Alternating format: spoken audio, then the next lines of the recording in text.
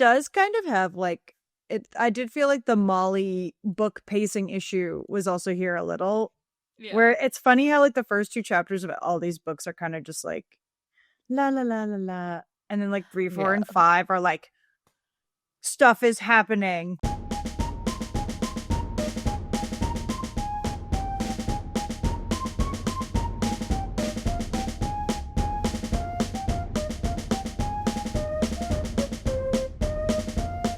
Hello, hello. Welcome back, everyone, to American Girl Talk, Felicity edition. 2 women speak about a girl that they love. That we are kind of like, do you think she's your favorite girl so far? Yeah, and here's the thing. I know we've talked about how she's like a very Celia-coded girl, but I stand by that her books so far, even the ones that I'm less engaged with, which was really just the last one, they are all interesting. And I feel like we've spanned the most amount of time. I have a note about it later in this, because we are almost we're over halfway through 1775 by the time this story is happening. She's just interesting. And this era of American history is interesting. Or not even American history yet. British history, technically. So think about that. I agree, except like the only other time we did a weird, like they did it less elegantly. In Molly, remember, like the last changes was like the following March, you know? Yeah. Whereas in so it was like 1940, because they wanted to get to the end of the war, so they kind of like you did the summer book, and then in Samantha and in Kirsten, the final book is another winter book. Like that's not holiday themed, so it's like a November book. I guess it was the best way, or I guess Samantha's was a Valentine's Day. They're kind of loose with the when the changes take place. It's just it was funny to like see the timeline, I guess, like escalate. I think they're just making the timeline more, like, I think it's more explained in Felicity. Like, I feel like they're doing more like, all right, we're doing everything in like a 3-month chunk a little bit better, you know? Right. Like, here's what we're headed towards. Are you ready? Yeah. Mm-hmm. But I think she's my favorite girl. But I think that I have room in my heart for more girls. I think there's a few others you might like. I think so. I don't think you'll like another one as much as Felicity. I think she is the doll that you should have had. Yeah, I guess if we're going from that perspective, I think she was always gonna be. She's always gonna be your girl. She's always just like she's Ben's girl. Well, and isn't this book interesting from that perspective? Once again, I'm just saying. Okay, did they like seriously age up Ben in this book too? Okay. Because they're like, literally within we'll get to it, but like in 2 sentences, they're like, he's almost 16, and like in less than a year, you'll be 18. I'm like, he can't be both. I know. Okay, so for context, everybody, I feel like it's important to address. I know I've been running our mouths about their vibe. It turns out he's 16, so we had his age slightly wrong. We started to correct it last book. It's okay. We don't care. We don't care. Here's the facts. When Felicity turns 20, he would be 26, and they would be marriageable age to one another. So that's the vibe I'm going off of, which was she probably wouldn't even be considered for marriage until she's a little bit older anyway. So, and everyone I date is like 5 years older than me, so it's fine. So what? Nobody ever fell in love when they were kids and then got together when they were older? Grow up. Well, what I think it is I kind of seeing the age displayed in this book. It reminds me of those memes that's going around right now on like TikTok. That's like me like thinking my older brother's friends were absolutely in love with me, and it's like a bunch of like teenage boys and then like a little girl in like wrapped in like a beach towel, like looking like a little girl. Yeah. It's kind of giving that, and I think that is funny. So I do think it like still fits in. I think it's funny. Been saying. And I feel like their relationship is just so good, like platonically, which I think is the basis of a good fictional and real relationship. You should have a hearty basis of friendship to go off of. So no, I do think this is one of the best written dynamics between an American girl and another character. Like, I think we were saying it in either Happy Birthday or Surprise, that it does feel kind of like sometimes we get like a one note, like with Elizabeth a little bit. You get like a character who is just there as like, I'm scared or I'm this. And it does feel like Ben, like, it feels like we could read a American Boy book about Ben, you know? Yeah, I agree.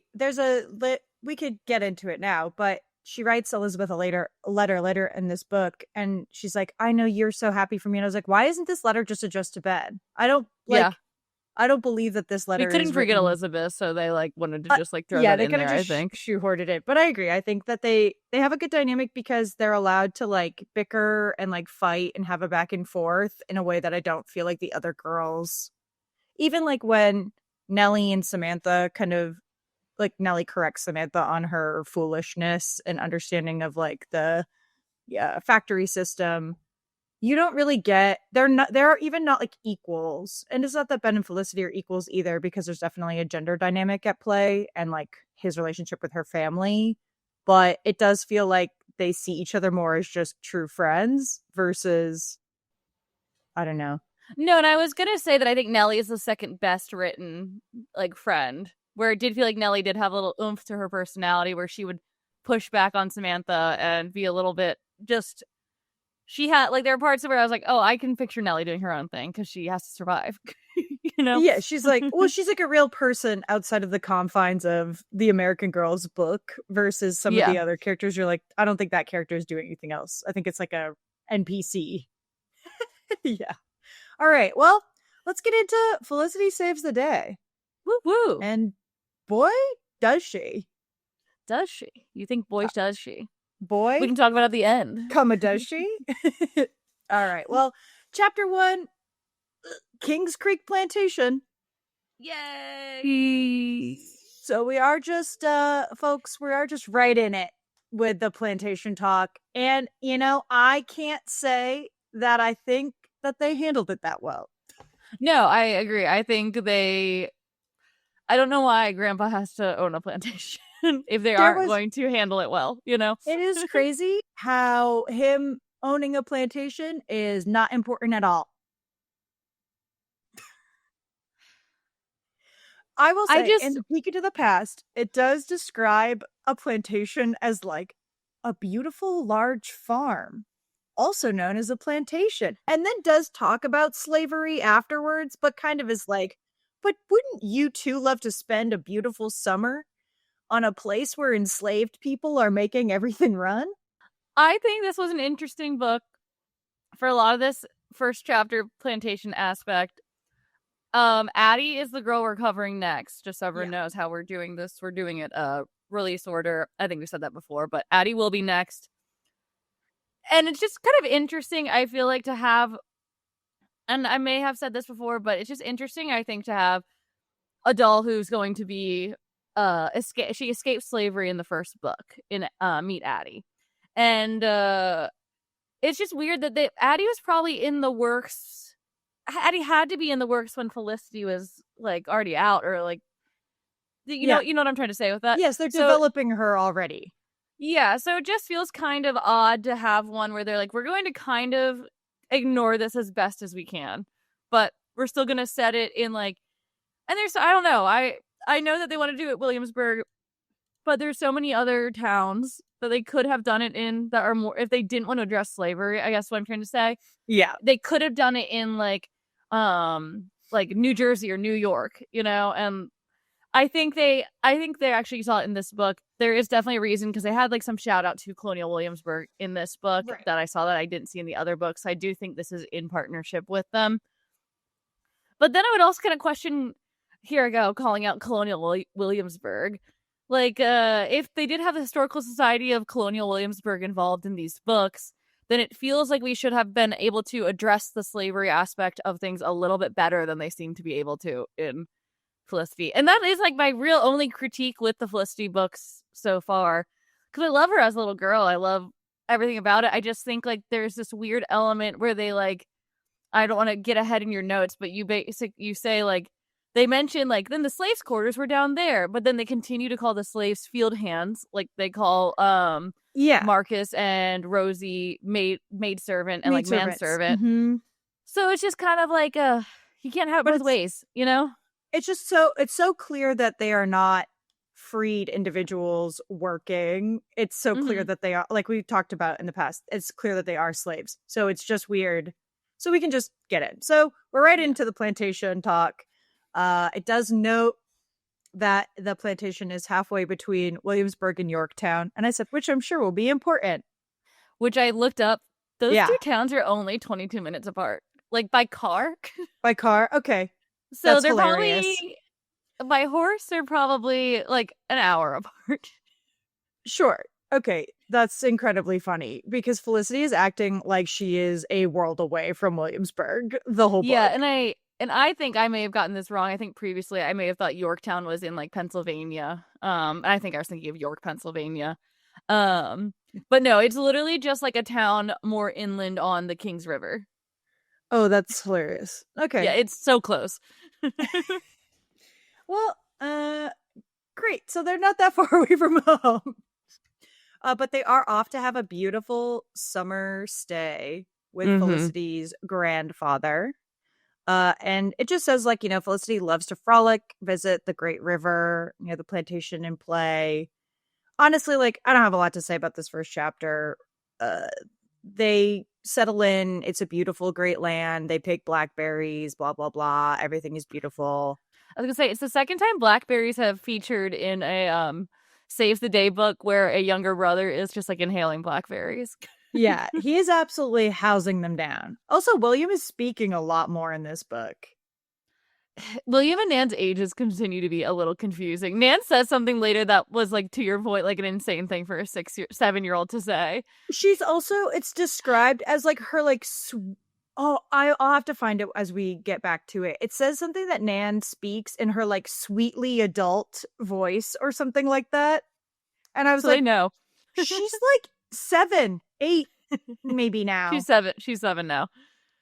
Insane. Yeah, she says something that is like, the burden of war falls on those who cannot reach a peace agreement. Yeah, and you're like, okay, this child is not speaking like this. Enough. She's not. So then we get to the riding around the plantation vibes. And Felicity loves to ride side saddle. Is tough. The picture is tough. So this is the part that we were mentioning a little earlier, in which it says that they, like, ride around, and then grandfather spoke to the field hands and overseers about the weather. But earlier in this chapter, Felicity is describing in her head, but, like, to us, the layout of the plantation. So where the house is, where the stables are, where the fields are, and she says slave quarters. And so my note was, we know that Felicity knows that the slave quarters are called slave quarters. So it is very interesting to not only acknowledge outright that they are in fact slaves working for her grandfather. And the image is tough. Like you said, it's them up on their horses with the slaves around them working in the field. I'm not saying that the handling of it all would be better if they were, like, outright called slaves, but I just feel like not acknowledging that they are is the problem, which we've said kind of ad nauseum. But because it's just not relevant. They simply don't play into the book at all. I know, and I do think that's kind of why I would guess is the Pleasant Company and Valerie Tripp's excuse for this a little bit, is that it's just not relevant to her story.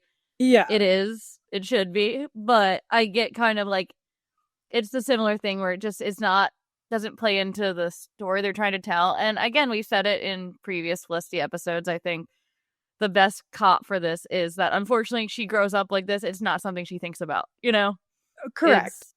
This is her world. So it's not something she's, like, has the ability to notice the ironic nature of some of the things she says or some of the things that are happening, because slavery is an institution and it just exists in her world. So I think you made the point too, though, way back in the first book.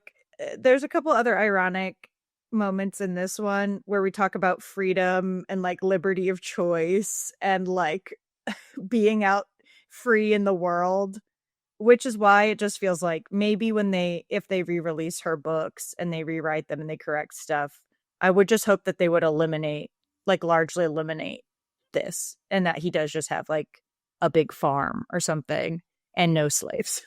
Yeah, and I think like we probably have released it by this time. We're recording it as well, but they're doing some corrections to some of the books. And I think there's a way to kind of talk about this better for kids and still acknowledge it. So I don't know necessarily if they would have to change the fact that he owns a plantation in Virginia, because plantations were a thing in Virginia. 2 of our first 3 presidents owned slaves on plantations in Virginia. It's part of history. I don't necessarily think they shouldn't include it, but I do think they should have a better way of explaining it, is all I'm asking, kind of. I feel like just acknowledging, or like a conversation between like Felicity and one of her parents, or Felicity and her grandfather about it in some regard. Yeah, would be better. But you know what? We aren't the historians to solve this problem. So true. So we are simply just 2 blonde white women doing our best. Us? But yeah, so there is something cute that they do in this chapter, that Felicity and her siblings have brought along with them a bird bottle, which Ben helped William, or like no, father helped William pick out, and it's they're gonna put it on the side of a building for a bird to build a house in. Basically, it's like a piece of pottery that you would install on the side of your house, and then birds will go put their little butts in little there. Nest. Yeah. Oh, they're cute. You can get some cute ones. They're pretty cute. The illustration's pretty cute too. They've got like a little orangey pottery clay glow going on. Mm-hmm. So they go, and father's like, oh, very fine. How excellent. So they do go install it.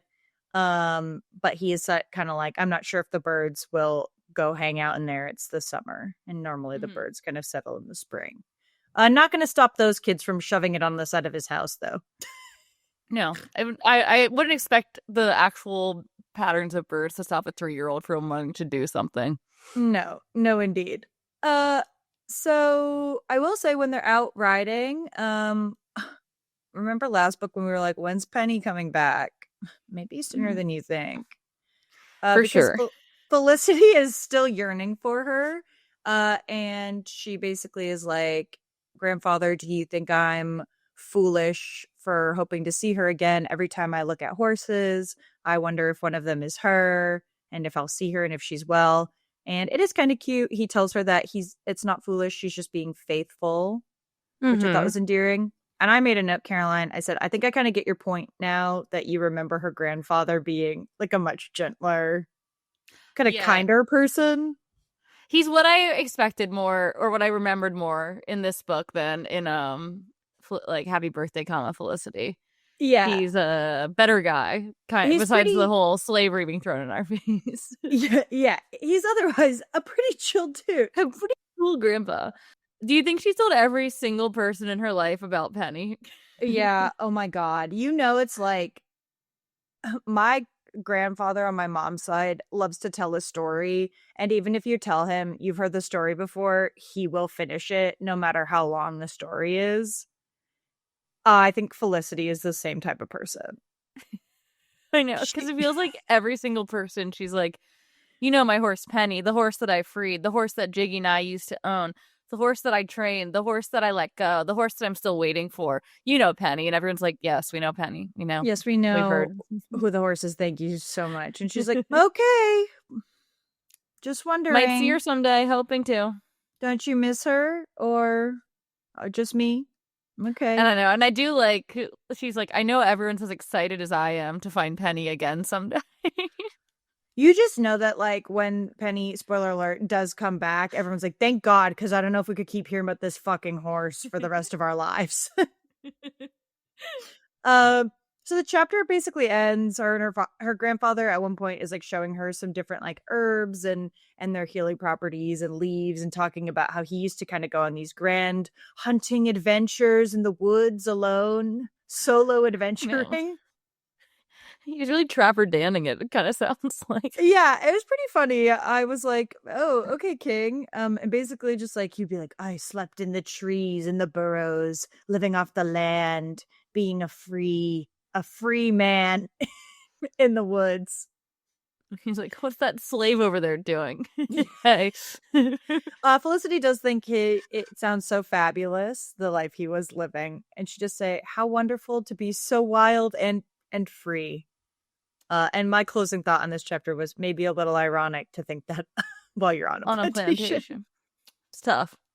Look, it's tough. the human experience is not a straight and narrow line of white and black experiences, you know. Indeed, no pun not. intended. Well, indeed not. There's a lot of moral grayness, and we're really dancing between the moral ambiguity with this opening chapter, I think.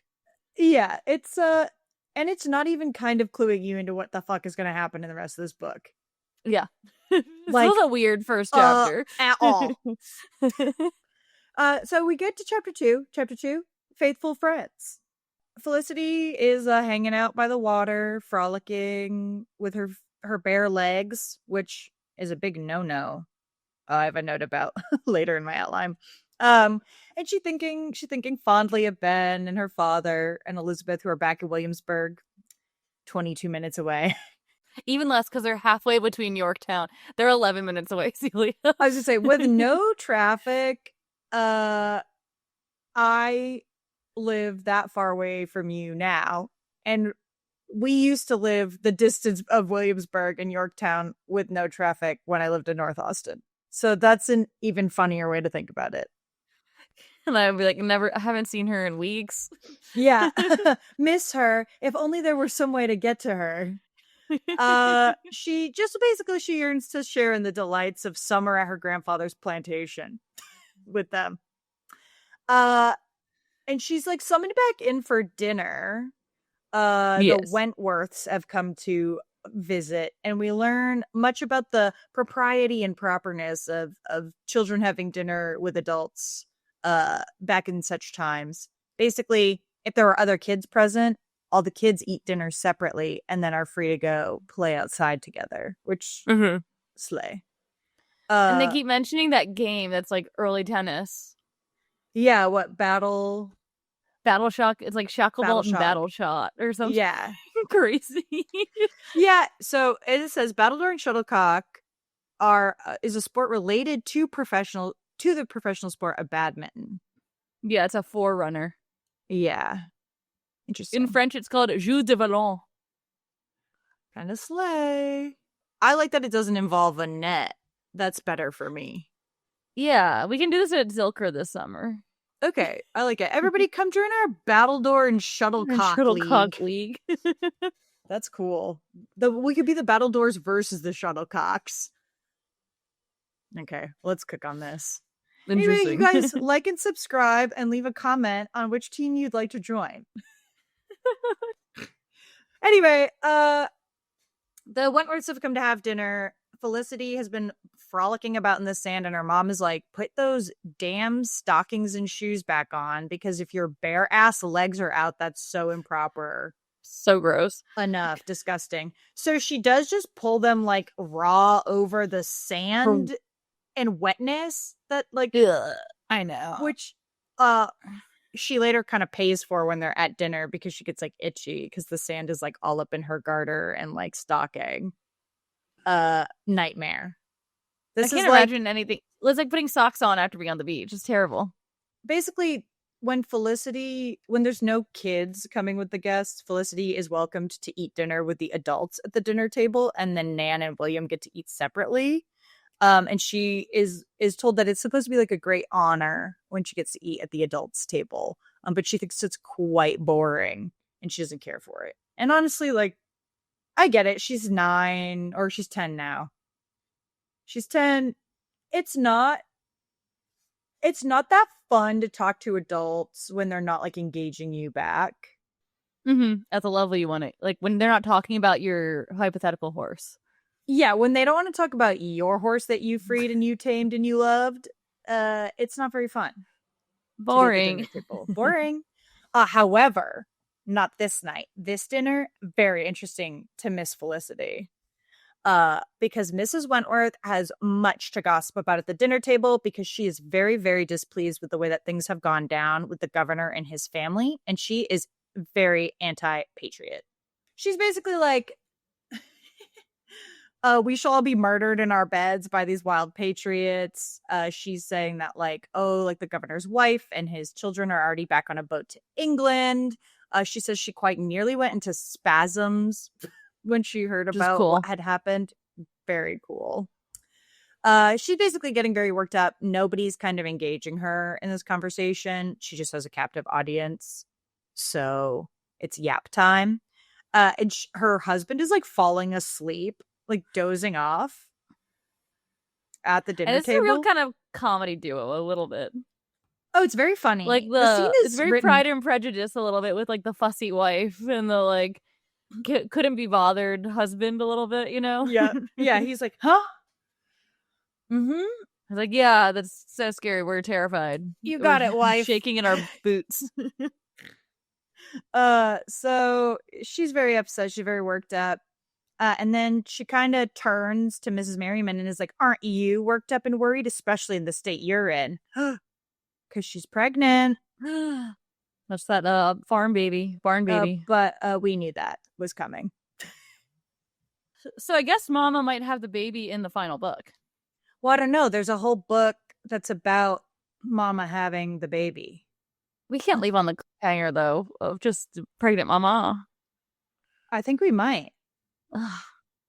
Isn't that crazy? There's like an extended universe of Felicity books that go, I think, more into the start of the war. Which is cool. Interesting. I might just read those for the thrill of it. For the Felicity of it all.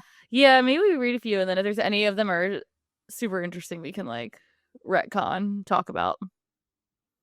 Yeah, this is, I will say, she, again, where we were saying like, is she my favorite girl? She is the girl I am most compelled to know about what continues to happen to, like already. Yeah. Like, I look forward to reading each next book. Even with this book ending, I was like, okay, like, dang, like, where are we going to go next book?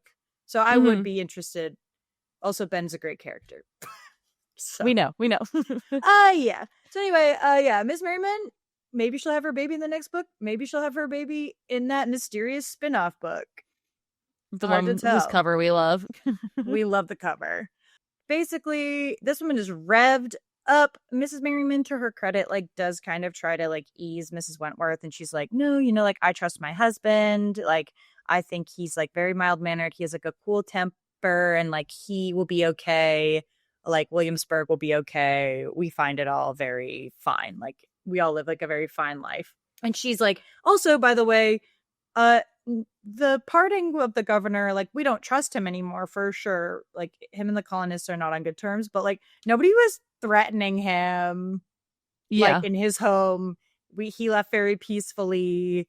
It's all good. And Mrs. Wentworth does not want to hear it. She's like, she triples down, really. And she's like, if you ask me, like, it all started because of that scandalous tea incident, and all this is very evil, and all these different things. And she's like, if you ask me my opinion, and the book is very funny again. And it's like, nobody had asked Mrs. I know. Wentworth. It's like, and you know what? No one had asked. You're like, you know what's crazy? Nobody wants to know what this woman's opinion is. She loves drama. She like wants drama. For sure. She reminds me of my grandmother, where nobody is saying anything, and then she says something controversial about somebody none of us have even brought up within like the last 48 hours. But she's been waiting. She's just been like waiting for somebody to tell about a problem that she personally just has. And it's great to have a captive audience. You know, what can I sure. say? Felicity does have like a passing thought where she's like, good thing Ben's not here. Because Ben would sure say something that would send this woman into spasms. I did think that was funny. And then Felicity's leg starts itching because she's got all that sand up in her stockings. And we get this like weird of spasms. Yeah, we get this weird like paragraph about how she like reaches like into like these slits in her dress to like wiggle her hands down and like untie her garters so that her stockings will slip down. It was a little weird. I just thought like it was completely unnecessary. Like I didn't need to know it was a any of little it. It weird. doesn't matter. It's a very odd like sequence. And Miss Wentworth like clocks her fidgeting and is like, "What are you doing?" And Felicity's like, "Woo." And Grandfather's like, "Hey, let me save us all from further poor conversation with Mrs. Wentworth, because Mr. Wentworth has brought some horses along to the plantation." That can't be a weird coincidence or anything. How odd. How interesting. Nothing's going to come of this, I bet. How could this be?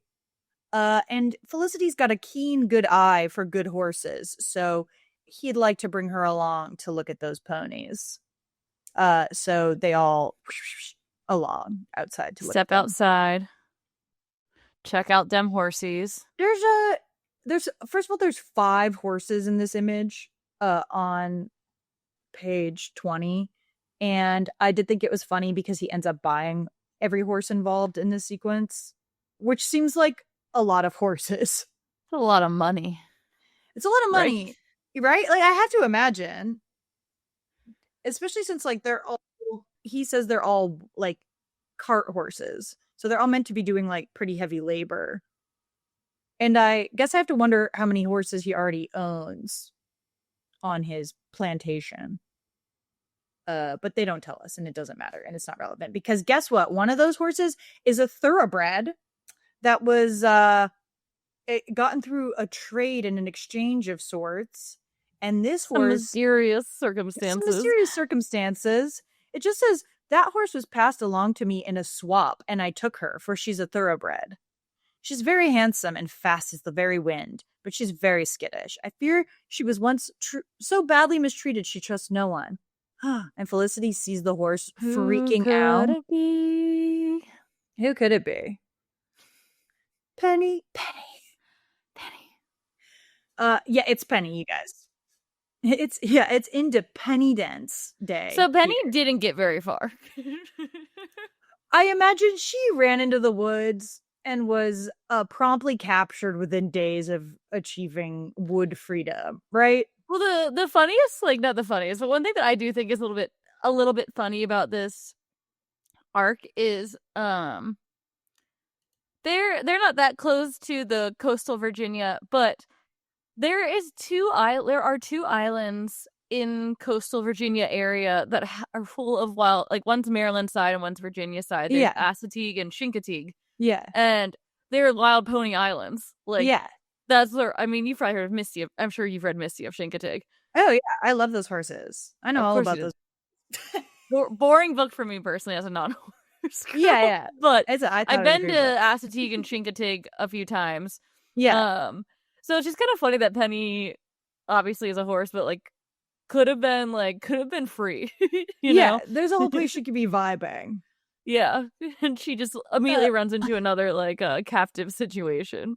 Yeah, it's but you know what? Reunited. Yeah, and it feels so good. Feels so good. Felicity's so excited. She rushes right up to her, and everybody's like, "Oh my God, stop! That horse is so dangerous!"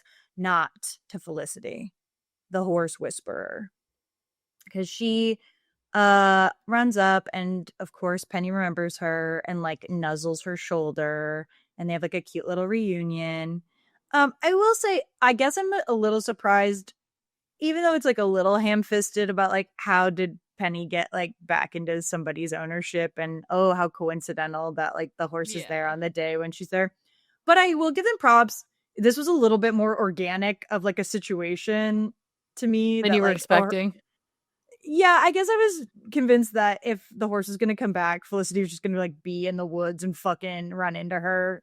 Felt like the level of Valerie Tripp might have committed to. No, at least there's like a logistic. And again, that's kind of what my point was with the Chincoteague example was she's a thoroughbred horse. No one's going to just like let her run around, you know? Yeah, correct. But the picture of Felicity and Penny nuzzling, I looked at it and I thought, Celia's gonna love this so much. Yeah, it was very cute. You know, I never had a horse growing up, obviously, but when I was little, and I'd visit my grandmother and grandfather on the East Coast, they at one point lived in a house that was directly across from a horse farm, like with like a racing stable. And there was a horse there, and her name was Nala, and we would go and we would visit her. And I was convinced that like she was my horse all the time. Yeah. She was not my That's horse. exactly how Felicity owns a horse too. But yes, you know what? I actually really relate to Felicity because I too fueled my brain on delusion. But my grandfather didn't buy me 5 horses, so or even one apparently, or even one. So what the fuck bad is it grandpa, all am I about? right? Yeah, up in heaven now. But what good did he do me when he was alive? You know, he didn't give me a horse. I'm just kidding. Anyway, it's very cute. Grandfather literally buys all the horses, and so she goes home and writes a letter. She actually writes 2 letters, or maybe 3. It's kind of hard to tell. She writes a letter to Father and Ben to tell them about Penny. And she's like, I know Ben is going to be so happy because we shared such a secret of how I tamed this girl. This is our secret. That does come into play, though, that it was their secret later on. So I thought that was like great foreshadowing. And then it says that had been the beginning of her friendship with Ben. And I was like, yeah, I bet it was. It was. And then this letter is written on the 30th of July, 1775. She writes to Elizabeth, and she's just basically like, I hope you're happy. I'm very happy because my horse Penny has come back. The horse that I know that you will share in the joy of having back also, such as because you also know that I love the horse Penny that I loved so much with my heart. Tonight, my heart is full of happiness and full of love for you. And I was like, okay. Cute. I'm going to start writing you letters like that when things happen to me. Honestly, I think we should bring letter writing more back into vogue because there is like, it is fun to get together with your friends and like yap. But for a time when I lived with our friend Chelsea, my friend in England and I would like exchange letters back and forth to each other. But at one point I like had missed a letter from her that like came like months later in which she had like kind of revealed something like dramatic to me, but we hadn't talked on the phone in a very long time. And I was like, oh my God, this is exactly how like things fell apart back in the day. Because if you missed one letter, you would like miss a huge reveal. And I was like, wait, this is kind of fun and dramatic. Like, unfortunately, I missed like a huge thing that had happened to her. And I just never commented on it. The crazy thing, which obviously happened a lot with letter writing, is like someone could die. Yeah, somebody might be dead for weeks, nay months, if you lost the mail or it got like mixed up or you were waiting. Yeah, you don't find out about it. Yeah, so you just don't know. You're just kind of sitting, and then like 3 months later, you're like, oh, "Papa is dead." No, but I just got his letter yesterday. Yeah, what do you mean? Yeah. So I do think we should bring letter writing back. I think it's a cute letter that she writes to Elizabeth. But I was also like, okay. I think Elizabeth will just be like, thank God I don't have to hear about the horse anymore.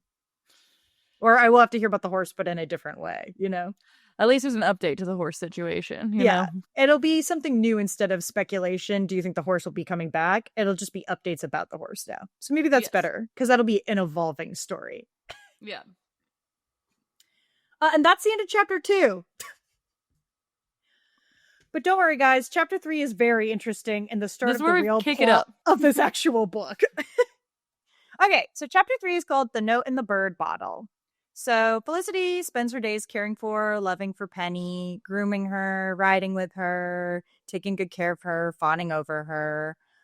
But she is resigning herself to the future fate, which is that Penny will have to remain with her grandfather because he owns her when she goes back to Williamsburg, a notable 11 minutes away. I know, which I did think like was actually kind of smart. Was like, okay, I thought this was the best solution for the Penny problem, kind of. That she can, because like not to be, no offense to Felicity, but they live in a town and she's this wild mare, you know, and Grandpa has the space for her to run her heart free. And Felicity can visit her in the summers.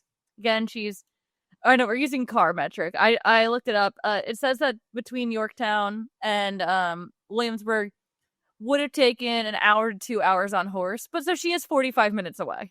So she's not that bad. Far. No.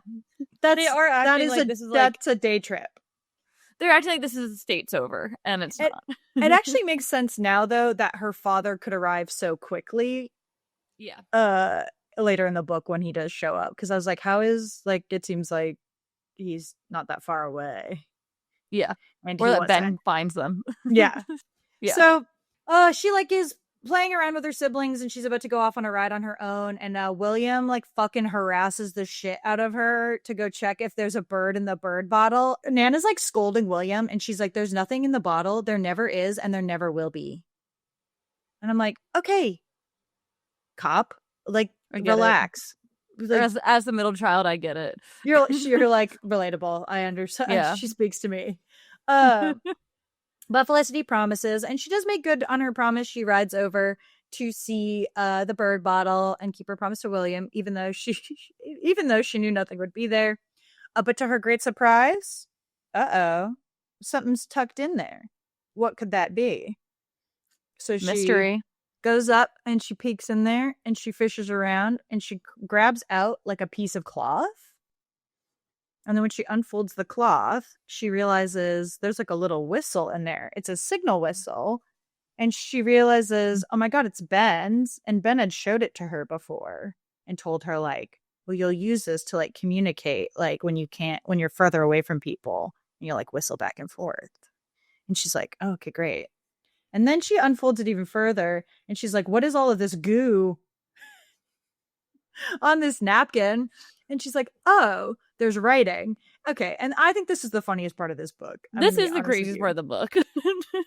There is a crappy ass piece of cloth, and on it says, Felicity, come! Exclamation point, help! Exclamation point, Ben. Written in, like, pretty cursive. And then there's a doodle of a house, a line, 3 little trees, and an X. And the river is also on there. And she's like, oh my God, it's a secret note from Ben. But Ben is supposed to be in Williamsburg. And she's like, how could this have happened? What do you mean? Is he here? Is he hurt? Does he need me? And instead of, like, consulting anybody or, like, you know, maybe not taking it seriously, she's like, well, I gotta go find Ben. I gotta go into the woods now. I have to go into the woods. Please. It's where I belong. It's where I belong. So one thing that feels a little frustrating with this is, like, the whistling plot line that we've been following religiously. He brings a whistle. I agree. We should have... What's been the B plot of all these books if he's just going to give her a whistle? I do agree that the payoff of the whistling lessons, there isn't any. So I agree that that's annoying. Why bother? What was this all about? Okay. You just wanted to spend time with her? Grow up. Anyway, so she does go into the woods and she goes on the hunt for him and she follows his shit ass map and she finds him. I know. She blows her like, whistle. ... Woo. Yeah. And then he's like, woo, woo, woo. And then she finds him propped up against a tree with his bloody ass fucked up leg wrapped in a bunch of rags. And she's like, are you hurt? And Ben is hurt. And he has run away. Uh-oh. Because he yearns to be a soldier. Okay? Because General Washington, he's heard a rumor, is gathering an army. Ever heard of him? Uh-huh. Yeah. You guys ever heard of old G. Washington? Yeah, historical name drop, guys. He's also real. The peek into the past doesn't actually say that, but it would have been funny if they were like, George Washington was a real guy. I mean, the model of a modern major general, the venerated Virginian veteran. Could be. Ben's #1 hero in the world, starting right now. He's like, oh, that guy? He's like, old Washy T. Oh, Washy T? Let me in there. Put me in, coach. Put me in, Coach Washington. I'm ready to play. But Ben is not supposed to do that. We already talked about this last book. He is an apprentice. He has a contract with her father that says he cannot go join the fight. He cannot become a soldier. So he runs away. and he's on his way to go to the Yorktown ferry. But then he is like, I need to go before like your dad realizes like what I was doing. And she's like, why? And like, what happened? Like, what went wrong? And this is the most embarrassing Ben moment for me. He basically knows he needs to like avoid being detected, so he doesn't take like the main roads. He's sort of skipping around and moving through the shadows in the woods, and he trips and he falls in like a craggy creek. And he so loses all his belongings. Everything. He's like, I lost my money and my bag, and I was wet, and my food, and now I'm really hurt, and my legs all like gnarly. I'm trying to figure out what's wrong with his leg, because if it's just a deep cut, he should be able to walk on it. And if it's like a sprain, then it should be more serious than it ends up being, right? Yeah, I agree. It's because, so to kind of get a little ahead of ourselves, he ends up like needing to rest for like a week or so, according to Felicity. Like Felicity says like he'll need to like a week of time just like hiding in the woods. Nurse like 9-year-old. Yeah, nurse 9-year-old who's using her grandfather's vague woodland herb knowledge to heal a boy that works for her papa. Yeah, because he just says he cuts it on like a sharp branch. I guess maybe it's like infected, but that could be it. Yeah, but even then, like, I'm no medical student. I would wonder how quickly it would deteriorate, but maybe if he was taking bad care of it and moving on it for like a day, and just like sort of like running, like if you're not giving it any downtime, maybe it's just like exacerbating the issue. It could also be that thing where like it's just not healing. I'm like kind of like, who cares? Yeah, like, and that's the thing, right? Like, who knows? I know we can analyze this for hours, but yeah. Like I was just gonna say, it could be that thing where it's just like it's not scabbing over well enough, so it's bleeding if he's putting like action on it, you know? Yeah, and then it's just bad. And you know, basically Felicity is like, what happened? And he's like, well, I like yesterday I like found my way here and I snuck up to the house and like I watched you guys like checking the bird bottle, so I knew you would look there. So then that like last night I snuck in and I like tucked my note away in there and I hoped you would find me. But if he's like able to jump up to the bird box, like can't he? Like it's just like the injury is confusing to me. That's my like critique note for the children's book. The level of injury. If he's like scrambling around a farm at night. I feel like the injuries is just a superfluous detail when ultimately the plot and where she ends up saving the day is. I was like, oh, okay, so she's saving the day by healing him and then she's gonna like send him off. But then she actually saves the day in a different way. So then the injury ends up not really being of any consequence. Well, and then my next question is, so when she gets the note, she notes that it's written in berry juice. Do you think it's his blood, actually? No, I think it's blackberry, because he says that he too was once again housing blackberries.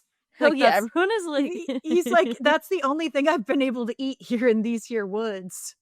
I know, just like, I'm like, where are these blackberry bushes? Just I guess maybe old Virginia would just used to be Blackberry City. I know. I had blackberries while I was reading this. Delish. They're like so a visceral, a 4D experience. Yeah, I was housing them too to really get the William Benn experience. Yeah, I love that. You gotta.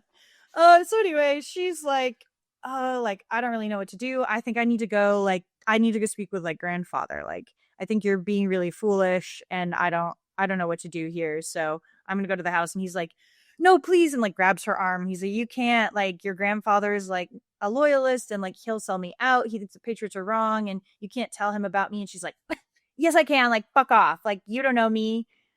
But then, wow, boy, does he emotionally get her, because he's like, Lissy, is that Penny? Your Penny? Is that your horse? You must be so happy to have her back. And Felicity falls right for his trap card, because she's like, oh, yes. And then she's like, oh, Ben kept that secret for me, so maybe it's bad if I sell him out for his secret, which is 1 million times bigger and worse than mine was. Yeah. But she's 9. 10, but she's so. 9. She's 10. So she's like, you know what? Very well. Like, I'm not going to tell anybody about you. You kept my secret. I'll keep yours. And you can trust me. I'm going to go back to the house. I'll be back with like food and medicine. And I won't be long. Rest easy. And Ben grinned for the first time and says that she is a faithful friend to him. And Celia's cooking. And I wrote, Ben grinned. Yes, sir. So I like it. You know what? I like that here's the thing. I love a man who's like a little bit pathetic. So I think it's cool to give Ben a pathetic arc. Yeah. Where he's kind of embarrassing. He's kind of lost. Yeah. Men are more interesting when they need to occasionally rely on women. And being humbled. Especially by the women. And yes. Boy, does he get humbled in the next 2 chapters. I know. Not Ben's best week. Oh, not Ben's best morally. Week. So chapter 4, we're cruising along. We're at Runaway. So Felicity starts to sneak Ben food, and basically she says in the book that like there's really no issue. Like the staff in the house who like are in the kitchen, the slaves, if you will, don't care like what Felicity takes. They can't say no to her. That's what I was gonna say. I was like, yeah, Felicity, you're not clocking it, but they can't tell you no. This isn't like in Samantha's house with like Garden That's Cornelia, exactly what I was thinking. where that woman is like actually paid to be responsible for Samantha's like well-being and is like watching her to be like, what the fuck are you doing? Stop hoarding food, freak. Yeah, these people can't say anything to the young mistress of the house. So anyway, she doesn't clock that. But she does bring Ben like a huge basket of food. That's when he's like, I've eaten enough blackberries to fill 20 pies and I'm still hungry. But I'm still hungry. And she's like, you'll need your strength. Let me look at that leg. Give me that leg, boy. And it says like she's got like a jagged gash and she puts some medicine on it. And he's like, how do you know so much about it? And she's like, grandfather taught me. Not really. They had like one fucking conversation as far as we about witch hazel, which I put on my face every day. Yeah. And I was like, I mean, yeah, witch hazel is helpful, but surely he's got like some other stuff, right? Maybe she's like making a poultice that's like when the nail woman cut my finger off yesterday. Yeah. And she put a poultice on it and then blamed me. Calm it. Well, and much like Ben, it was your fault for moving too much. It's so true. And she's like, well, it'll be good as like new in like a week. And he's like, a week? I don't have that long. Like, what the hell are you talking about? And she's like, okay, well, you don't have like a choice. So grow up. And I did like this. She kind of reads him for filth a couple times in this book. I can't see that a sickly, skinny, limping soldier would do General Washington and his army one bit of good.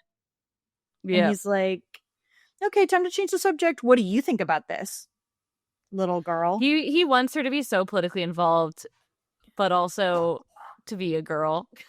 Yeah, he's like, okay, girl, boss, what if you were a soldier in your heart for the cause?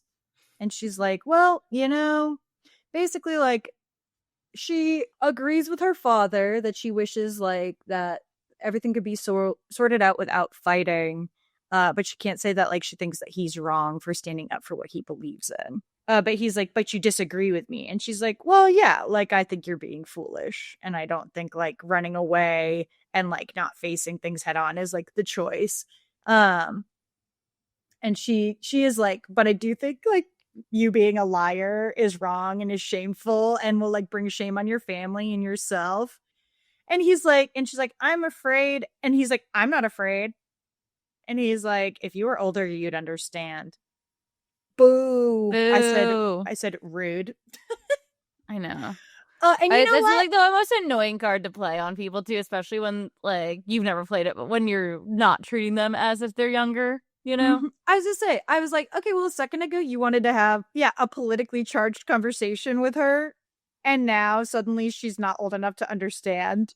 Well, it's like we have like a 4-year age difference. It's like if I asked you advice on something and then you gave me advice and I didn't like it, and so then I was like, well, you're just too young, Celia, you're not gonna understand. Yeah. Like, well, it's like, okay. I was literally gonna say, don't effing ask me. Like, right. Well, I was literally going to say, I have friends, we have friends other than you who have done that. It happened more when I was younger, when I was like 24, 25, and I'm 27 now. But I would be like, okay, yeah, we are like 8 to 10 years age difference, but like, isn't the point that like we have different perspectives because of our age? Like, yeah, well, then I don't want to talk about it anymore because you're just going to act like, oh, little kid. And I'm like, but I'm also still an adult. Someone can't be conveniently younger than you only when you disagree with their opinion, you know? Correct. 100%. And you know what? I will give Felicity credit. She basically, she clocks it, he says it, and then she snaps right at him. And she's like, oh, okay. I understand like everything enough to know that like what you've done was not a brave choice and not a brave start to your like courageous journey as a soldier because you just fucking ran away. You didn't talk to my dad. You didn't ask my dad for permission. I think you're stupid. And Ben is like, okay. And she's like, well, did you even talk to my dad? Did you ask him? Did you do anything? And he's like, well, you know as well as I do that like I can't break my apprenticeship. And she's like, yeah, fucking duh. She's like, I thought this was a promise that you made, not just to my dad, but to yourself. And you're just letting yourself down. Don't you feel that way? And he's like, okay. She's been waiting for Ben to do this, so she has all the ammo. Yeah, she's been cooking on like, she's been paranoid that man is going to abandon her in some way and she's never going to see him again. And so she's like, well, let me cook. She's like, you're not about to penny me. I'm going to. And I always get what I want back. I always get what I fucking want. I'm very convincing. That plays in later. And she's like, I hope you'll think about what we've like talked about. And he's like, I will, but I'm not going to change my mind. And she's like, no, but maybe you'll have a change of your heart. So she goes back to the house. And this is where it says like it wasn't difficult for her to go visit him or anything like that. So she keeps sneaking him food. He's healing faster than she was expecting him to, and she's like hesitant to even like note that because she's worried like if she tells him too soon, he will just like leave early. Anyway, she's like cutting him a little bit. Yeah, she's low key like, whoops, the wound's reopened. How did that happen? Anyway, and then one morning she's having breakfast with her family, and her father has sent a letter basically being like, hey, instead of coming when I usually do, I'm coming a day earlier. And Felicity's like, why, Papa? Interesting. And she kind of clocks and she's like, she kind of steals her expression to like her family and is like, oh, how fine. Excellent. And in her head, she starts crashing out because she's like, Dad is definitely coming here because fuck ass Ben has run away. And she's like, I can't let anybody know that I know that that's what's up. But then grandfather's like reading the letter and he's like, huh, seems that stupid scoundrel foolish boy apprentice fuck you guys had ran away. And Felicity's like, oh. He's like, I knew it when I watched him watch that militia muster. This is bad. That boy's run off to join them and abandoned you. And her mom's like, hey, like, Ben is a good kid. We all trust him. I'm sure he's just gone off to like visit his family and plans to come back. Exactly. And I was like, actually, you know, like, they're only 22 minutes away.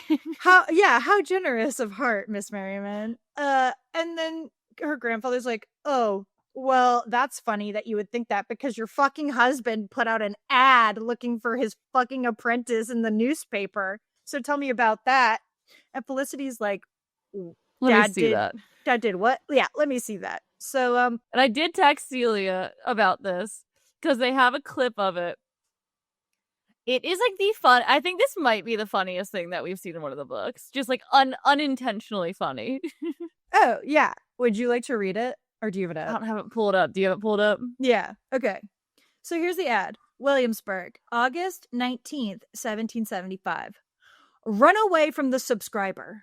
On the 15th day of August, and capital letters, apprentice lad named Benjamin Davidson, 6 feet high, about 16 years old, slender and well made, of clear complexion, and has long brown hair, brown eyes, a forthright look, and a frank manner.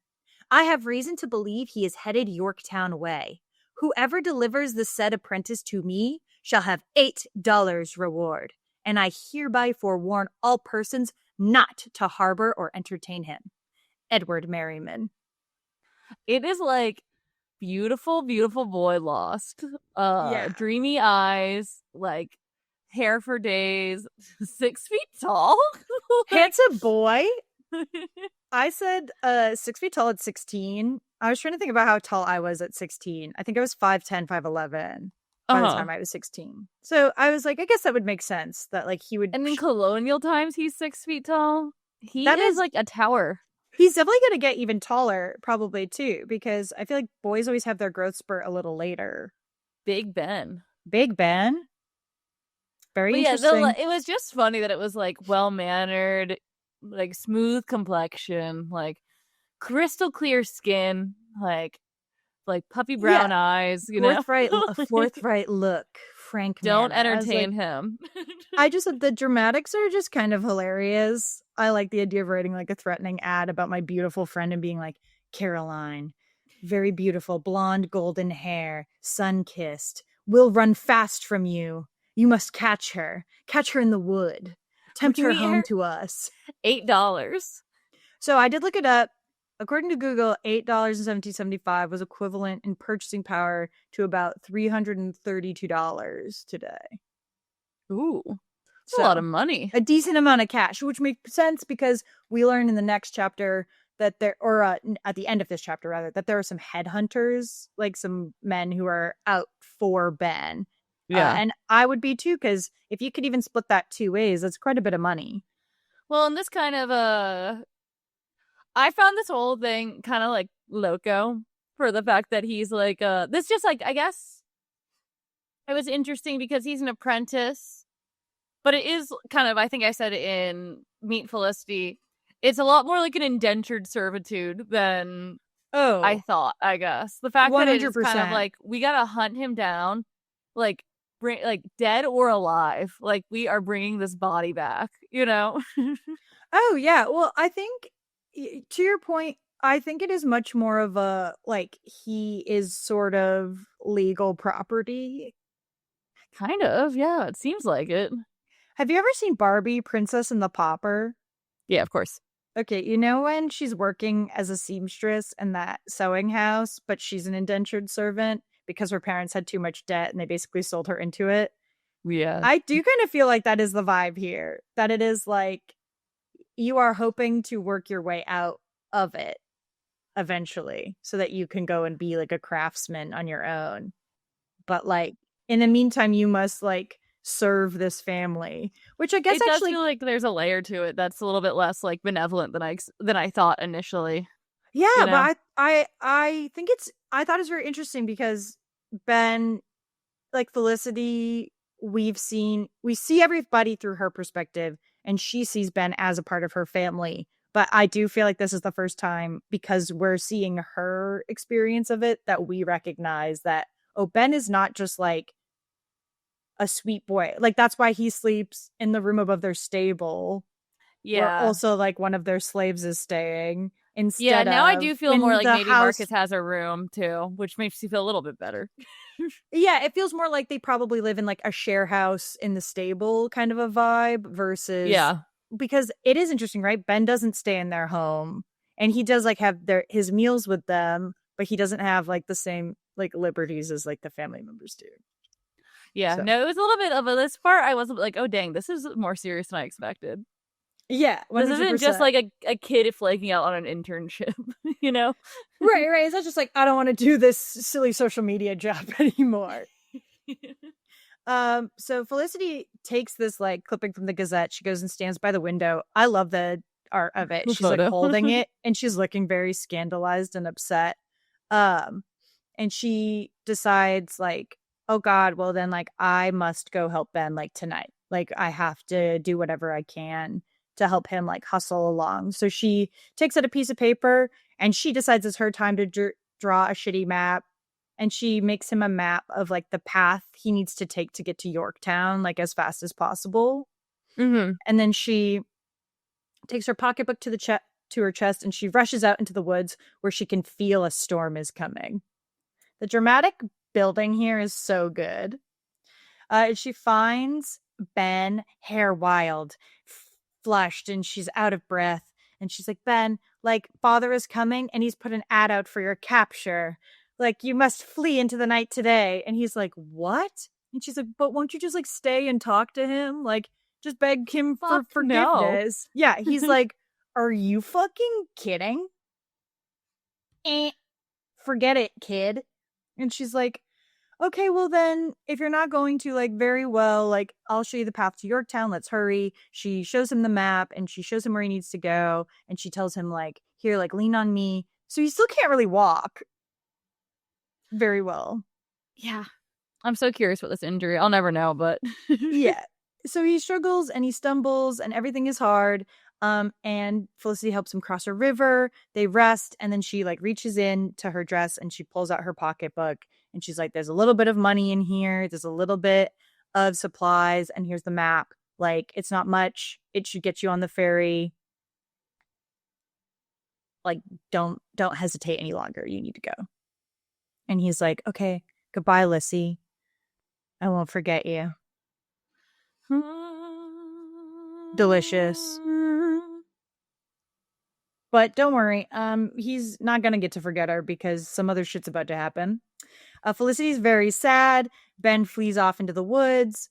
It's almost noon when she gets back to the house, and she comes inside, and it's eavesdropping time, you guys. You guys were wondering, when was this girl gonna get to eavesdrop in the fucking book? Here it is. She is so good at eavesdropping. Bro, she is in the right place at the right time with the cuntiest little hiding spots every fucking time. Every time. I know. I'm excited to pull together all the photos of her eavesdropping. It is kind of incredible. She better eavesdrop in the next book. Like, otherwise, what? We gotta go. If she does it, I'm writing to a girl and asking them to put an addendum of her eavesdropping. Hi, Pleasant Company. We noticed that in the 6th book she didn't eavesdrop, so you guys are gonna want to retcon that when you inevitably republish all her books and make them better. That's a continuity error. So yeah. So just wondering. So she's walking up the staircase. She's actually not even really hiding in this one. The other one, she never like is. That's the thing. She's simply always just right next to people. So she is eavesdropping, and these two men are speaking with her grandfather, and they're like, don't worry, sir, like, we're gonna go find this lad, like, by any means necessary. We're not gonna waste any time. We're gonna rough him up. They're like, oh, we're not above a little being rough. We're not above violence against this 16-year-old boy. I was like, what is going on? I was like, again, like, the money's the money, but it really feels like, it's like you said, it adds a level of intensity to his apprenticeship that I don't think either of us thought was there before. Yeah. I thought this was just like, oh, like, rich kid working for rich family. And they're like, we will drag his body on the back of a horse. This man after is beating the shit out of him. This man is a threat to our safety and our society. And if we let this scoundrel escape, and I'm like, all he wants to do is go fight. Like, I know he has a contract, but we really feel like we're overreacting here. For sure. I was like, oh, this is ratcheting up quickly. Oh, big time. And guess what? She's like, oh my God, I've just basically set Ben up, because they're like, well, we're going to go right to the ferry and see if anybody has seen this boy. And if they have, then we're going to hunt him down, beat the shit out of him, and get our money. And Felicity's like, oh no, I've set Ben upon a trap. So I better go find him. He probably hasn't made it that far because he's fucking injured. He's gimpy. He's dragging his leg behind him slowly. So Felicity, in typical Felicity fashion, just rushes off to go save the day. She doesn't even have time to saddle Penny. No. We're right in it. Chapter 5, Penny saves the day. Woo! Here Horse we go. Girl. The storm has picked up. We are rushing out into the thunder and the rain, and the wind is buffeting her face and her hair. She is riding bareback and not like a lady like she was on the other horse earlier where she was sitting side saddle. She's back in, whoosh, pressed against Penny's neck as they rush out into the woods. She rides through the forest. She rides through the river. They're jumping. They're galloping. They come across the path where Ben is. And Ben, like, tries to stumble into the woods to avoid being found. Loser. He was going to get caught. Such loser behavior. Very funny. He's so lucky Felicity gives any bit of a shit about him at all. Because she calls out and she's like, Ben, stop. Like, it's me, please. And he's like, Felicity, like, what the hell are you doing? And she's like, listen back to again, me, like, girl. He's like, oh, back for more? Wouldn't you like to know? And she's like, oh my God, these men are coming for you. Like, my father's put out an ad for your capture. Like, what's going on? Like, they're after you for the reward. They said they'd be rough with you, and I believe them. And she's like, they're going to beat you to Yorktown and catch you on the fucking ferry. And they're probably going to beat and drag you back. Don't you see how foolish and like frivolous and like unsafe this is? Like, please come back with me. Come back with me right now. And he goes, no, I can't. That would be cowardly. And this little 10-year-old snaps and pops the fuck off on him. And she's like, well, her adrenaline's up. Yeah. It's so cool. She's like up on Penny, towering over this 6-foot-tall boy in her little outfit. And she's like, well, you are a coward. You are a coward. This is the most cowardly fucking thing you could do, Ben Davidson. Come back and face my father like a man. And he's like, yes, ma'am. He's like, will Penny let me ride her? And then Felicity's like, she will if I ask her to. And then Ben says the most cunt line in the whole book. Indeed, Ben grinned. It is hard to refuse you, Felicity Merriman. I knew you'd love that. Yeah. I'm a simple woman. That is like a fucking fan fiction ass line, all right? Like, that's some stuff that I would write in like a like hurt, comfort, yearning fan fiction. That's a good line. It'd be a good line for you to say as an adult to her when they're in love. I'm so excited for our yapping episode for this one where we get your fan fiction. I'm gonna have like 8 of them. I'm gonna have a lot. You don't worry about it. I've been reading a fan fiction that I found, so I'll give a full review of that too. Oh yes, please do. It's pretty good. It's pretty good. Just from one woman's perspective. So anyway, Ben gets up on Penny. They ride home, and her mom is immediately like, oh my, like, well, Ben, like, I'm so glad, like, you've come back, basically. And there's like lots of heightened emotions. And Felicity's like, Ben has decided not to run away, and I was harboring him in the woods like a fugitive, and I know that was a bad idea, but I stand by it, and look at me. Vindication. I got this man to come back. And they're all like, yeah, okay, Felicity, like, relax. We have to wait till your dad shows up to fucking see how this figure out what's gonna happen. Yeah, play out. And she's like, okay, well, wouldn't you like to know? And then her grandfather like runs into her and is like, Felicity, like, I heard you convinced like young Ben to come back. How did you do it? And Felicity, because she's playing everybody like a fucking fiddle in this book, is like, oh, me? How did I do it? I just did what you would do, grandfather. I just thought, what would my grandfather do? What would my grandfather, a man full of honor, do in this situation? And he's like, cunt. He's like, oh, did you indeed? Haha. Go along then, like, go home. Go to bed. And she's like, I will, thanks. She goes to her bed, she has her dinner, whatever. She falls asleep, worn out from her adventures. Her little bed illustration at her grandpa's house looks so nice. Oh, it looks exactly like those beautiful, comfy beds we slept in. I still think about them all the time. It is. I know we've talked about it on the show before, but like, you guys don't understand. You guys have never slept in a more comfortable bed, like a little fox in a hole, like Caroline and I have in those beds. I can't believe how comfortable those beds were. Like, how just like I've never been so cozy. They were so delicious. Someday we shall return. We gotta just ask that barn if we can stay in that room. Yeah, we'd be like, hey, just want to like stay overnight. Just wondering. Just for comfort.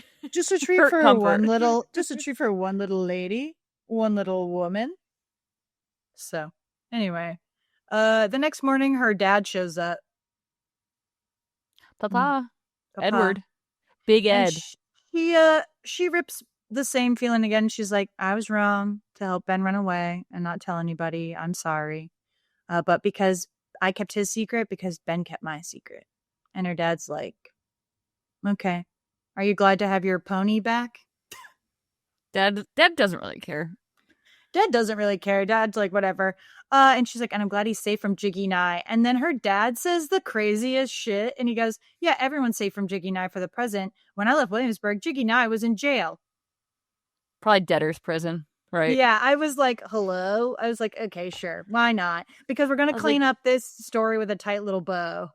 It was like convenient, but obviously he also seems like someone who would be in jail. So it's not unexpected. But I was like, oh, this is a little convenient that like, but I also feel like jail was a more fluid situation back then. So I don't know if this is quite the solve there. Yeah, they're like, he's in jail for now, but then they're going to need like a militia and then they're going to let him out.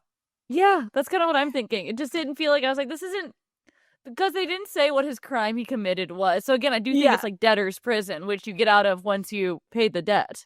Correct. You know? Yes. Interesting how that works, isn't it? But anyway. Anyway, so yeah, like you said, very convenient, very suspicious. And then they have a conversation about a horse that's really about a boy. I'm sure I feel like we all picked up on this. No, I didn't pick up on that. Oh, really? I thought he was being heavy. Okay, well, it might also be the brain rot I have from fan fiction reading. But I'm sure you're right. Okay, so her dad is like, she's like, well, it won't be as bad as before when I helped Penny run away. I didn't know whether I'd ever see her again. I know where she is now. I'm just going to read this page. You know she's safe, agreed Father. Maybe that will make it a little easier to say goodbye. But I'm afraid it's never very easy to say goodbye to friends we love. And Felicity says, no, said Felicity, but sometimes saying goodbye isn't the end of a friendship. I said goodbye to Penny when I let her go, but she came back. That she did, agreed Father. Felicity looked at him very seriously. I've been thinking about Ben, she said. You could let him go be a soldier, Father. The fighting won't last forever. And then they talk about it more. But I was like, I felt like the paragraphs before were like a... Yeah, you're right. Parallel... I think I just was reading it fast, so I didn't pay attention. No, but I think you're right.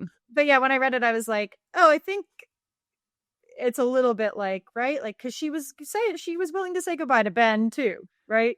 Like, it's a Harry and the Hendersons-esque, you know? If you love something, set it free. Yeah, and if it was meant to be, it'll come back to you, you know? So, anyway. They'll come back to you when you're older, and it is less creepy. Exactly. When he'll come back when you're a grown woman, and he's been a soldier. When you're at least 16. When you're at least 16. So, Ben, she's like, well, Father, like, maybe you could let Ben go. And her dad doesn't say anything, but she's like, I know Dad's thinking about it.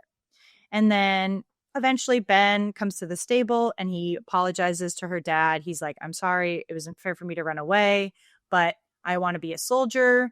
And her dad kind of looks at him and is like, okay, well, I'm not going to let you break your agreement with me. You still owe me 3 more years of work and I expect you to give me 3 more years of service. And he's like, okay, shit. Also, there's the most fuck-ass drawing of, like, a little soldier boy on this page. Oh, my God, the outfit? I was like, loser. Yeah, I was like, well, then he looks stupid.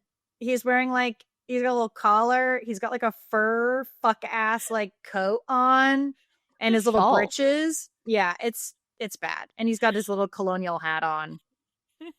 Little patriot hat. I laughed at that. I thought that was very funny. It's a goofy drawing for a pretty like somber conversation. I know. Or like solemn. It was like good. Because his dad is like, or her dad's like, well, but in a little more than a year, you'll be 18. So if at that time you still want to be a soldier and there really is a Patriots army and there really is a fight going on, I will let you go. But you must come back after and finish your service to me. Fair? If you're not dead. Yeah, I was like, that's the quiet part out loud, right? Like, if you don't go die in the fucking war, you have to come back. Which is probably why Dad is like, I don't want him fighting because it's a lost investment on my part. Oh, 100%. Also, it's a little funny to think about because like her dad is agreeing to let him go fight, but like her dad alludes to like being aware of like war and battle in some way in the past. There's a potential that they don't know how long a war might go on for and like a back and forth. So there's a potential that he's just gone for years and then comes back to finish out like his apprenticeship as like truly like a grown young 37-year-old. Yeah, like it's like a little funny to think about. Like, okay, time to come back, 30-year-old. And I think the like 30 years of war was a few years before this. They know they can last a while. Right. So it's just a little funny. But Ben is very excited to make the deal. So he says, like, yes, sir, like, good. And he's like, I know I can trust you. And Ben's like, yes, you can. And then the book just kind of ends. There's more things that happen, but the book just glosses over the Ben of it all at the end because there's time to go back to Williamsburg. Felicity saying goodbye to her grandfather, and her grandfather says like this whole thing about like the world is changing and like way too fast for me to keep up with. But like I don't mind getting older if it means I can watch like a beautiful young lady like yourself become like such a full-fledged, like brave, young, strong woman, which is cute. And then because of that, he's like, also, I am too old to deal with that fuck-ass horse of yours. So what if you took that horse of yours back to Williamsburg? Because I heard Jiggy Nye is in jail and won't be barking up your tree about your horse. So how about you take good care of the horse for me? And she's like, oh my God, yes, of course. Please, please, Don't mind if I do. Don't mind if I do. This was my dream outcome all along. Won't Elizabeth love to hear my tale of woe and finally meet my horse? Do you think Elizabeth thinks Felicity's like lying about all this stuff? Yes. Yes, I 100% think she does. I think she tells Banana Bell the stories, and Banana Bell goes, okay, well, you know, Felicity's like a poor girl and she lies, even though they're not like they're middle class. Yeah. Or like they're upper middle class for like these times. And then she goes and she gets a Penny and she gives her a quick hug and she follows her along. She's like, I'm so excited. She's coming with me. And everybody climbs into the carriage, but not Felicity. Felicity and her dad ride home on their horses because she's a lad now. There was an ominous line in this ending that, like, I don't remember, but I feel like bodes badly for Grandpa, where she, like, looks back and he looks, like, small and lonely. It kind of, like, broke my heart a little bit because she, like, just sees him standing there and she's like, oh, he's, like, old and, like, he's disappearing before my very eyes. So she horses back over to him and gives him, like, a hug. I've got a bad feeling about Grandpa. Yeah, it's these two lines, especially. I think he looked very small, almost lost in the shadows of the trees. And then the last one is she runs back and she gives him a hug and she says she felt a sweet sadness at leaving grandfather and this place that was so dear to her, but she rode on into the sunshine ahead. Yeah. It's foreboding for sure. I was like, oh, I feel ominous. I feel a sense of dread has entered my body. Uh-oh. So then that's the end.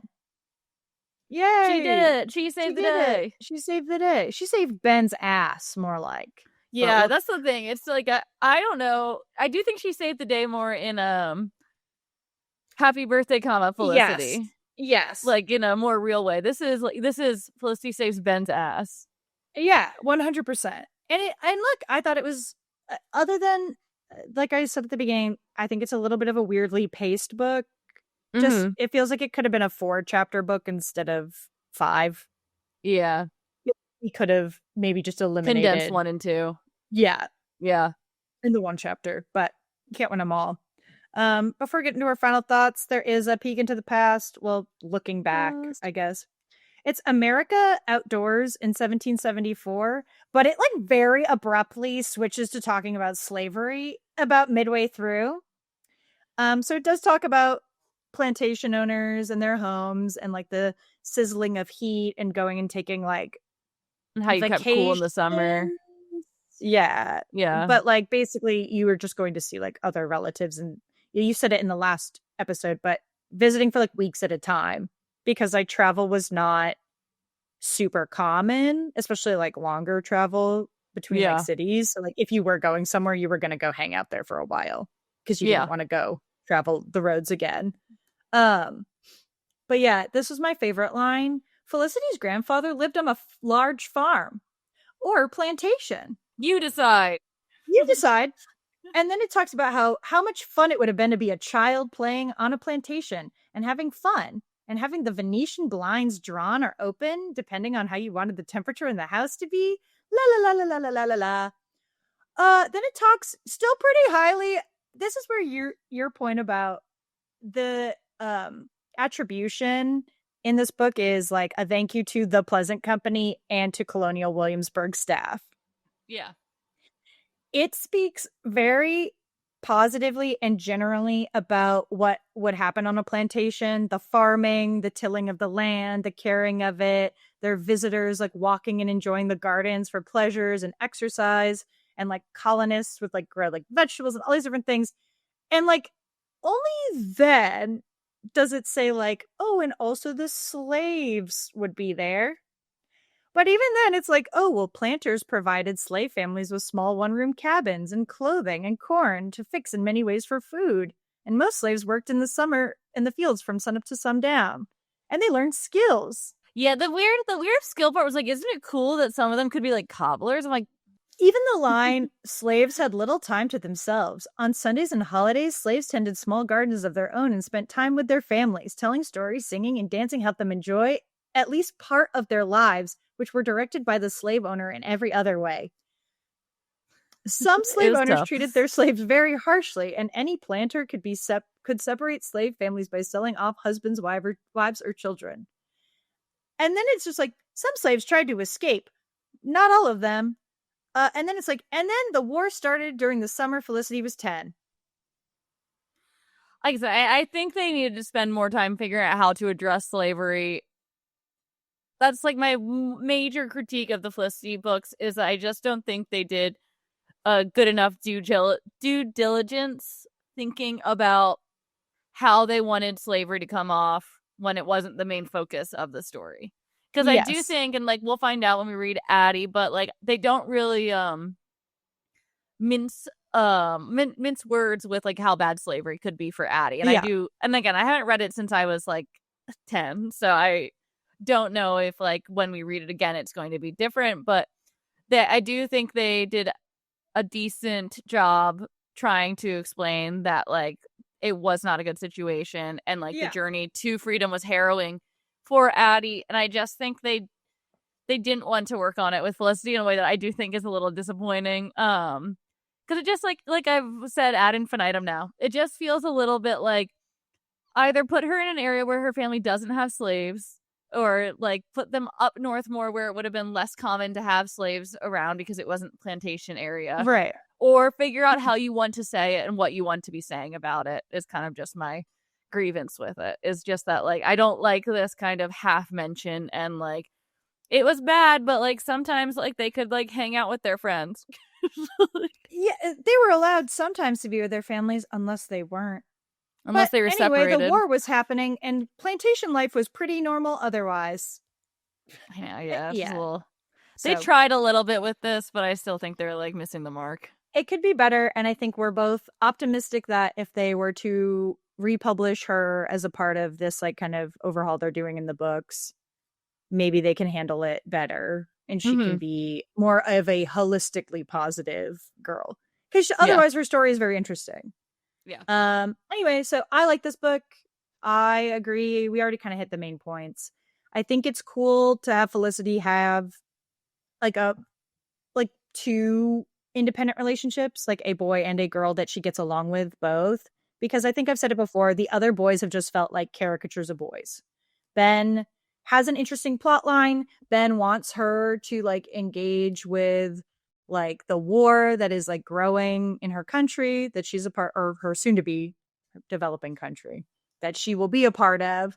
Like, I think it's cool that she gets also to make her own decisions. She's not like wholly swayed by anybody, right? Like she feels conflicted because she loves Elizabeth and having her be her friend, and they're loyalists. And how does she talk to her friend about that when they don't shop at her family store because they don't agree with her father not selling tea, but they're still friends because they're little girls who like each other. And she gets to talk to Ben and be like, I don't totally agree with what you're doing either, because I think you're being foolish and I think you're not thinking things through. You just like feel called to join the war and the cause, and you're not thinking anything through because you're also just like a kid. So I think she's a good character.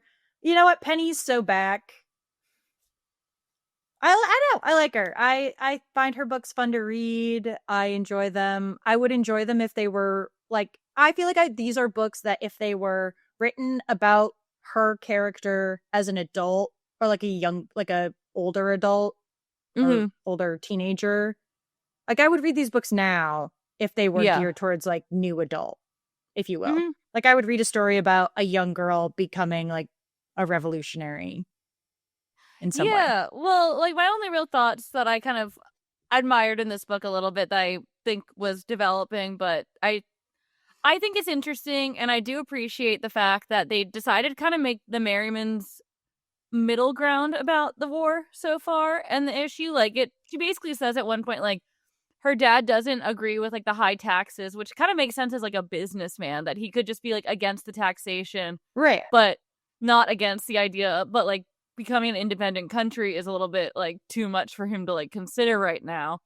And I think that's probably an interesting, like, I think there's probably a lot more future Americans in that time period who were more in like yeah, these taxes are insane, but like becoming our own country, that seems like that's crazy. Like I think having the middle ground represented is interesting because it is, like you said, like she likes her friend Elizabeth and their family's loyalist. She also like loves Ben, and like he is like having the polar opposites kind of does show you that like there's a lot of division, but there's also people in the middle who don't have as strong of an opinion like about either side, you know? Well, and that like I know we joked a lot in the last book, but she is 10. Yeah. Like I think I'm trying to remember when Coney 2012 how old I was when that happened, but like when you're younger and you like encounter political messaging for the first time and you have to start sorting out your feelings on your own about things, like it's very easy to get like swept up in propaganda for one side or another, and I like that she's just sort of allowed to explore those feelings and that they kind of sway and change, because I feel like in the last book she was maybe a little, or with like the tea, right, she's like, well, I'm on my family's side. And then as it becomes more and more apparent that like war is coming, she's sort of like, well, I don't want people to fight and I don't want people to die. Like she thinks about it when she's watching the militia muster. She is like, oh, I think I'm recognizing now that this might be very dark if this does come to pass. And Ben is like, yes, fighting.